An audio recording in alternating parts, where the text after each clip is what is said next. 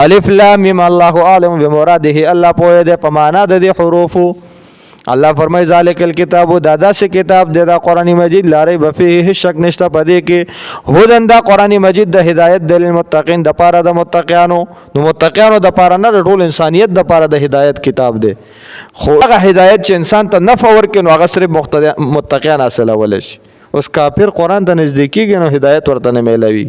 نو متقی سړی ته یا مراد دلته د متقینا درې ډلې دي ځکه تقوا دا په درې قسمه ده. یو خو تقوا دې ته ویل کېږي خلاف اولا کار نه ځان ساتل دا د تقوا د ټولو نه اوچته مرتبه ده. دویمه مرتبه تقوا دا د من اتقى عن الذنوب څوک چې د ګناه نه ځان ساتي دا دویمه مرتبه ده. او دریمه مرتبه د تقوا من اتقى عن الكفر والشرك چې څوک د کفر او د شرک نه ځان ساتي دا دریمه مرتبه ده. د اوله مرتبه چې د خلاف اولا نه ځان ساتي په دې مرتبه انبیا فایز ویخه او غینه ګناهونه کوي او نه خلاف اولا کارونه کوي. دا دویمه مرتبه دا د عام مؤمنانو وی چې د کفر او شرک نه خو بچ وي او د ګناهونو نه ځان بچ کوي خو ور سره خلاف اولا کارونه دا د مؤمنانو نه کیږي. نو دې ته بیا مونږ عام مؤمنان نه وي مونږ اولیاء وي یعنی عام امت وي خو د امت بیا د افضل ترین اولیاء وي.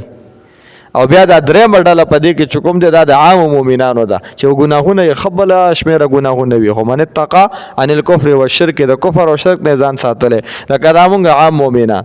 نو دی وجنه هدل للمتقین دا د هغه متقینو د لپاره هدایت دی چې چا ایمان راوړی د کفر نه ځان بچ کړي کم از کم قران ته نږدې خو راځي وسو سره قران ل راځي نه نو قران خو چا په سکور ته نه ځي چې راشه او ما کې هدایت پروت دی او چې سره رااله او قران لولي نو هدایت ورته ملوي. الله فرمای الذين يؤمنون بالغیب په دې آیاتونو مبارکو کې الله تبارک وتعالى د دې متقینو 5 صفات ذکر کړي. متقین سوق دي نو متقین لوی صفات ذکر کوي نور صفات ډیر دي. الله فرمایي الذين متقین هغه کسان دي یؤمنون بالغیب چې د ایمان وروړي په غیب باندې او یقیمون الصلاه او دوی قایمي منځونو لرا و مما دغه مال رزقناهم چې موږ دوی ته ورکړی ينفقون دوی خرج کوي. درې صفات دا شو یؤمنون بالغیب چې ایمان وروړي په غیب باندې نمبر 1 و یقیمون الصلاه او دوی قایمي منځ لرا نمبر 2 و مما رزقناهم ينفقون او دغه مال نه چې موږ دوی ته ورکړی دوی خرج کوي یعنی دوی د الله په لار کې مال لګي. نو یا خدا حکم د دې زکات نه مخ کې د عام صدقې د پاره دی او یا مراد دلته د دې ينفقون نه زکات دی. الله فرمای سلورم صفت داوی والذین یؤمنون مؤمنان هغه کسان دي متقین یؤمنون بما انزل الیک چې دوی ایمان راوړي په هغه کتاب باندې نازل کړی شوی دی تا ته یعنی القرآن وما انزل من قبلک او هغه کتاب چې ځانه مخکې نازل کړی شوی دی یعنی التورات والانجیل وبالآخرة هم یوقنون او په آخرت باندې دوی ایمان او یقین لري.